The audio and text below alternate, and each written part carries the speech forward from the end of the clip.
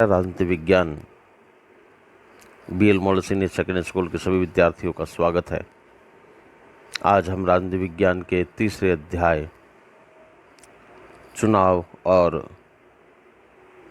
प्रतिनिधित्व पर बात करेंगे। देखिए, राजनीति विज्ञान में चुनाव, जिसे इलेक्शन कहते हैं,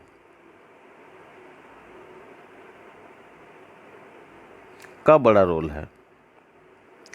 चुनाव के अंदर जो है राजनीति विज्ञान, क्योंकि राजनीति विज्ञान में हमने अभी तक पढ़ा है कि भारत में लोकतंत्र है, और लोकतंत्र की सबसे ख़ास और ख़ूबसूरत बात क्या होती है कि लोकतंत्र तभी तक जीवित रहता है जब तक उसमें चुनाव प्रक्रिया की भागीदारी वो सही रहती है।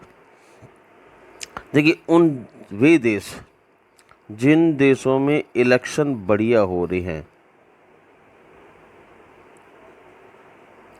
वो देश तरक्की कर रहे हैं। जिन देशों में चुनाव बढ़िया नहीं हो रहे हैं या चुनाव प्रणाली बिल्कुल सही नहीं है, वहाँ पर चुनाव के तरीके में अगर सुधार नहीं किया गया है तो धीरे धीरे देखने में आया है कि उस देश से लोकतंत्र विदा हो जाता है, रुखसत हो जाता है, पूर्ण रूप से मरणासन हो जाता है। अब चुनाव तो मूल है ही है, इसमें तो कोई संदेह है ही नहीं। चुनाव के अलावा हमारा जो आज का टॉपिक है, वो दूसरा टॉपिक ये है प्रतिनिधित्व। अब चुनाव में वे लोग जो चुनाव में भागीदार हैं, जो भागीदारी कर रहे हैं, जो चुनाव के प्रतिनिधि हैं, वे लोग, उनकी चुनाव में भागीदारी क्या होती है, या ये वो चुनाव को कैसे भागीदारी से अपने कैसे सक्षम या कैसे विशाल करते हैं। तो देखिए विद्यार्थियों, एक बात को ध्यान से सुन के चलें कि राजनीति विज्ञान में प्रतिनिधित्व की बहुत ज़्यादा महत्वाकांक्षा रहती है, बहुत ज़्यादा इस बात की तवज्जो रहती है कि प्रतिनिधि कैसा हो। कोई भी चुनाव या किसी भी देश की लोकतांत्रिक व्यवस्था, लोकतांत्रिक क्यों, किसी भी देश की शासन व्यवस्था जो है वह तय हो जाती है चुनाव से। अब कोई भी देश जब शासन करता है तो उसमें जो शासन प्रणाली है, फिर चाहे वो लोकतंत्र है, चाहे वो भेड़तंत्र है, चाहे वो जनतंत्र है, चाहे वो प्रजातंत्र है, चाहे वो राजतंत्र है, कोई भी तंत्र है, वो तंत्र दो आदमियों पर निश्चित रूप से निर्भर करता है। पहला कौन सा, कि पहला तो कि राजा कौन है, उस राजा के बनने का तरीका कौन है, फिर प्रजा कौन है और उस प्रजा की क्या भागीदारी है। राजा के कर्तव्य और प्रजा के अधिकार, दो चीज। जिस देश में राजा के कर्तव्य और प्रजा के अधिकार, या राजा के अधिकार और प्रजा के कर्तव्य, दो शब्द आते हैं। पहली बात हमारे सामने आती है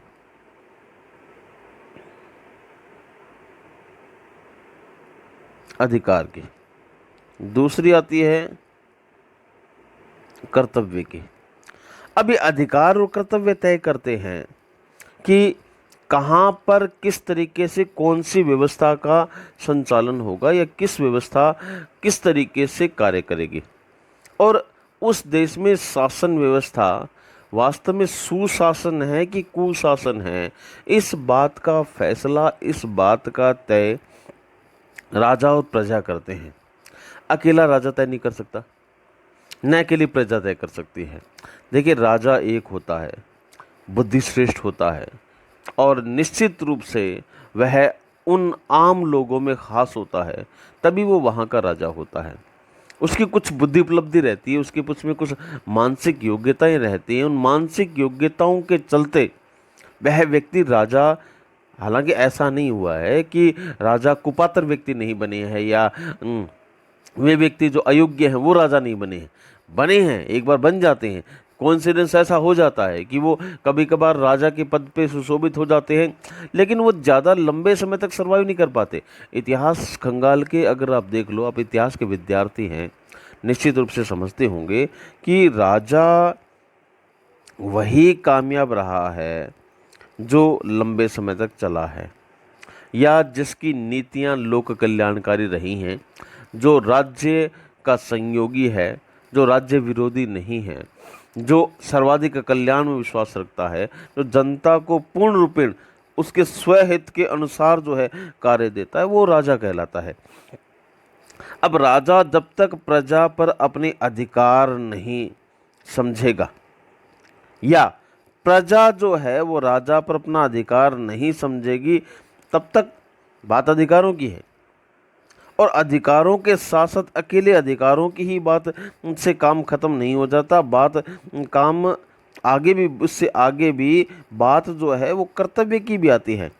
देखिए, जब तक तुम राजा के कर्तव्य प्रजा के अधिकारों के अनुसार नहीं होंगे, राजा वह कार्य नहीं करेगा जो प्रजा चाहती है, या प्रजा के अधिकारों में और राजा के कर्तव्य में क्लैश है, तो ऐसी स्थिति के अंदर निश्चित रूप से आप मान के चलिए कि वह राज्य जो है वो कामयाब नहीं हो सकता।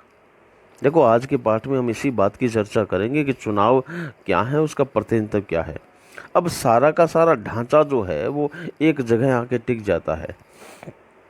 देखिए, अगर आप चुनाव को समझना है तो आपको लोकतंत्र को समझना होगा, और लोकतंत्र को समझने के लिए निश्चित रूप से आपको जो है वो मतलब वहाँ की जनता और वहाँ के लोगों की मानसिकता, उसकी मेंटालिटी समझनी होगी। देखिए, हमारे सामने अगर हम अध्ययन करें तो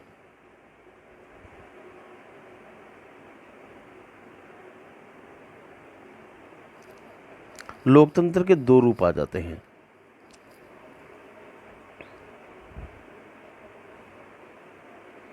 प्रत्यक्ष लोकतंत्र या परोक्ष, या इसे हम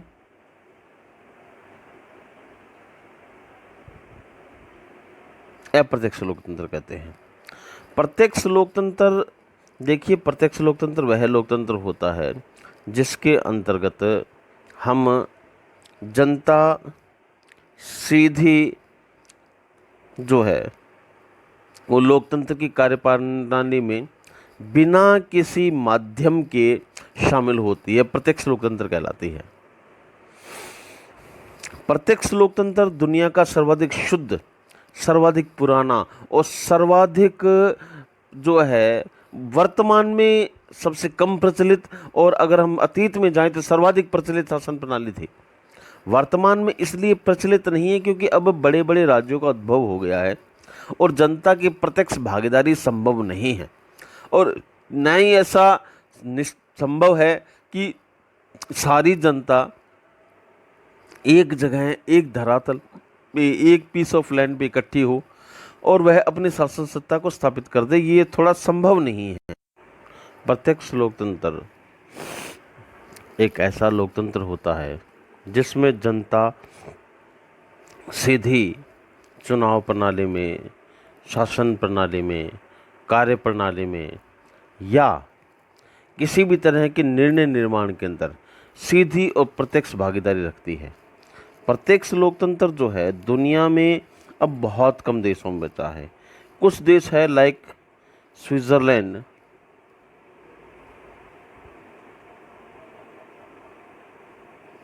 जहाँ पे लोकतंत्र अभी भी विद्यमान है, स्विस के अंदर।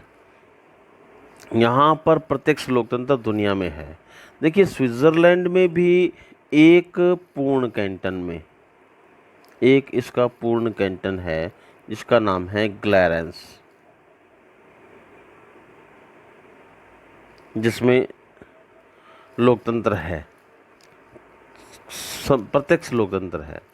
इसके अलावा इसके 4 अर्ध कैंटन हैं।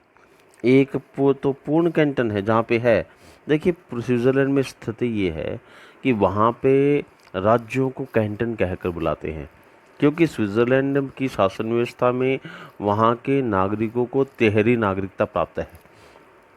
तो वहाँ वो स्विट्ज़रलैंड कैंटन, कम्यून और जो है वो कंट्री में बटा हुआ है। पहला वो कंट्री है ही है, दूसरे जिसे हम राज्य कहते हैं उसे वो कैंटन कहते हैं, जिसे हम प्रांत कहते हैं उन्हें वो कम्यून कहते हैं। तो ये समझ लो कि उसके एक तो पूर्ण कैंटन में ग्लैरेंस के अंदर और 4 अर्ध कैंटन है, यानी आधे आधे कैंटन है जहाँ पे प्रत्यक्ष लोकतंत्र है, जिनका नाम मैं बता दूं। पहला नाम है ओडवोल्डन। ओडवोल्डन,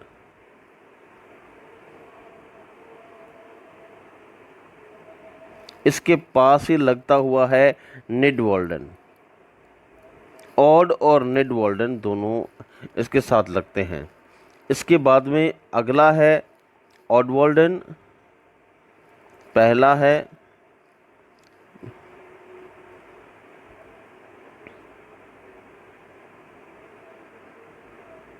और निडवोल्डन,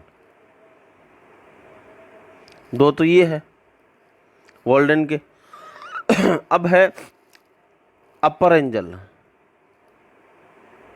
अपर एंजल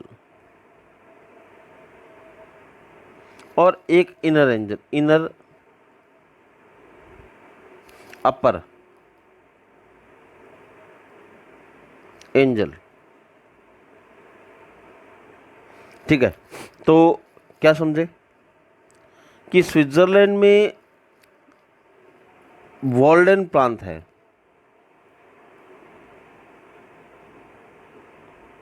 वोल्डन प्रांत के दो हिस्से, कौन से?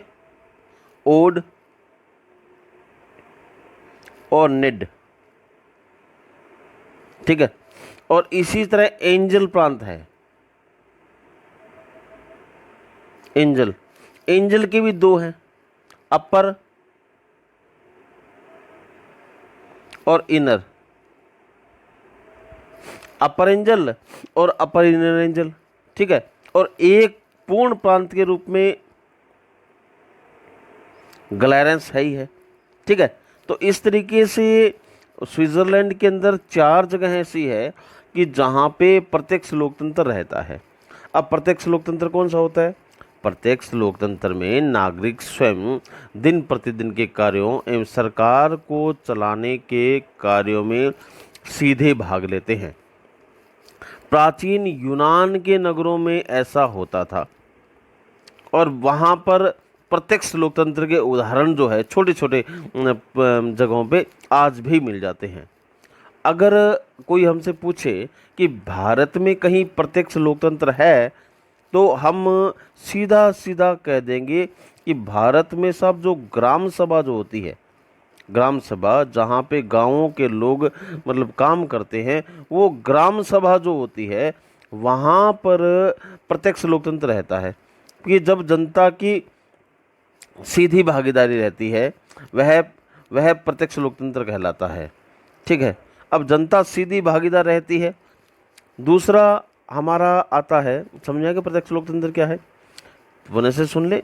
प्रत्यक्ष लोकतंत्र एक ऐसा लोकतंत्र होता है कि जहां पर जनता सीधे सीधे सरकार के कार्यों में हाथ उठाकर बाकायदा अपना मत प्रकट करती है, वह प्रत्यक्ष लोकतंत्र कहलाता है। अब लोकतंत्र का अगला रूप आता है जिसे हम कहते हैं अप्रत्यक्ष। अप्रत्यक्ष लोकतंत्र, इसे इनडायरेक्ट डेमोक्रेसी कहते हैं। ठीक है, अभी तक हमने डायरेक्ट डेमोक्रेसी के बारे में पढ़ा है और अब हम पढ़ेंगे इनडायरेक्ट डेमोक्रेसी के बारे में या अप्रत्यक्ष लोकतंत्र में। अप्रत्यक्ष लोकतंत्र में क्या होता है कि शासन के कार्यों में स्वयं तो हिस्सा लेता ही लेता है, लेकिन जनता भी इसमें हिस्सेदार होती है। अब आप कहोगे ये तो प्रत्यक्ष में भी होता था। अब इसमें अंतर ये है कि जनता प्रत्यक्ष रूप से सीधी भागीदार नहीं होती साहब। जनता सीधे सीधे राज कार्यों में भाग नहीं लेती, वह अपने प्रतिनिधियों के माध्यम से हिस्सा लेती है। जैसे भारत में हर जगह अक्सर ऐसा होता है कि हम क्या करते हैं, हम हैं जनता, ठीक है, या क्या कहते हैं,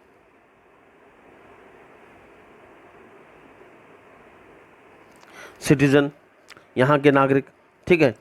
जनता से मतलब यहाँ फिर सिटीजन से है।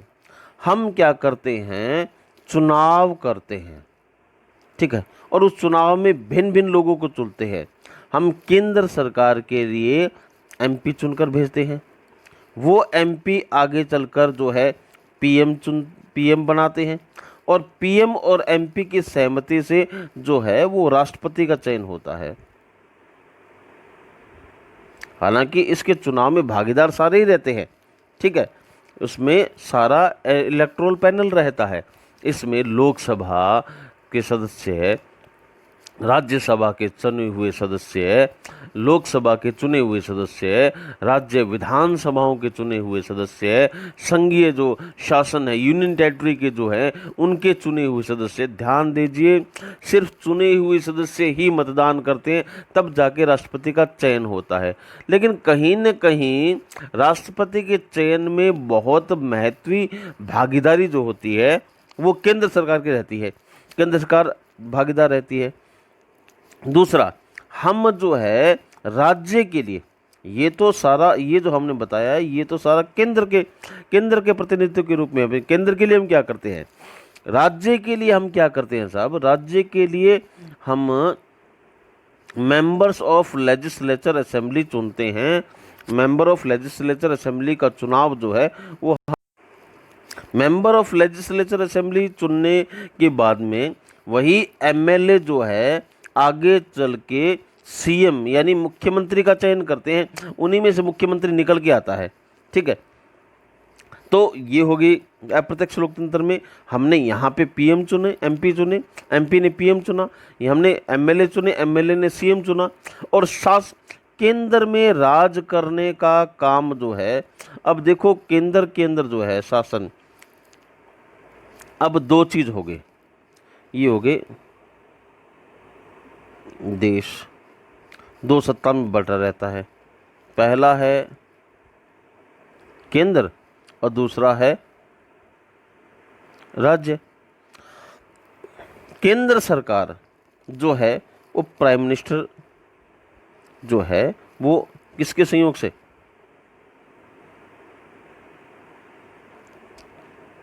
राष्ट्रपति के संयोग से चलाते हैं प्राइम मिनिस्टर, और सेम राज्य सरकार जो है वो सीएम, राष्ट्रपति के जैसा, उसी की अनुकृति, उन्हीं की एक कार्बन कॉपी, उन्हीं के जैसे मतलब सत्ता और शक्ति वाला व्यक्ति राज्य में भी होता है, उसको कहते हैं राज्यपाल।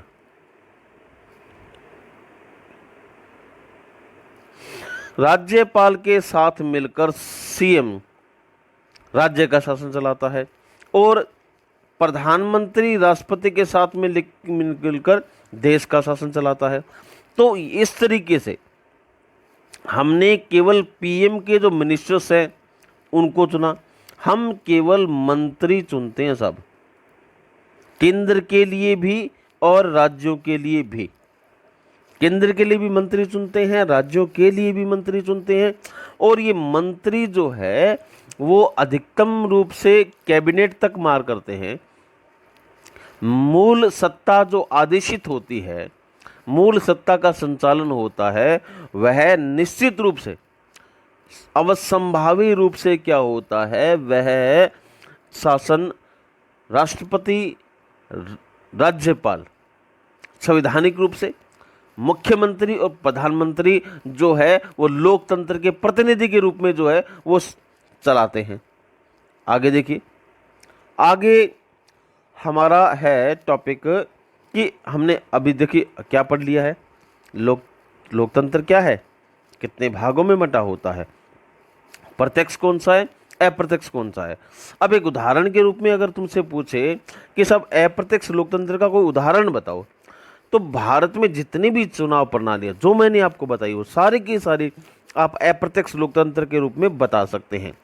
देखिए, एक लोकतांत्रिक देश का संविधान चुनावों के लिए कुछ मूलभूत नियम बनाता है। अब जो हमने जो ये चयन पद्धति है, चाहे वो प्रत्यक्ष है चाहे अप्रत्यक्ष है, वो सारी चुनाव के माध्यम से होती है। चुनाव होता क्या है, पहला हमारा टॉपिक था, और अब भी वही समस्या बनी हुई है कि चुनाव क्या है, क्योंकि हमारे पाठ का ही नाम क्या है, चुनाव और प्रतिनिधित्व है। आइए अब इस पर एक विस्तृत व्याख्या करते हैं भी चुनाव क्या होता है। देखिए, चुनाव होता है चुनने का तरीका। अब चुनने का तरीका, जो हम एमपी एमएलए जो चुनते हैं उनको कैसे चुना जाता है, उसका तरीका क्या हो। देखिए, संविधान में दो तरह के तरीकों का जिक्र मिलता है, दो तरह के तरीके। चुनाव, चुनाव का सीधा सीधा अर्थ होता है चयन। चयन का मतलब जो जनता है वो अपना प्रतिनिधि चुनती है।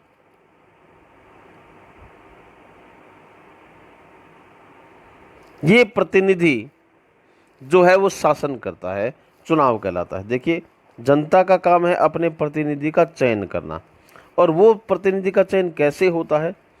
अब देखिए, जनता जो है वो एमपी चुनती है,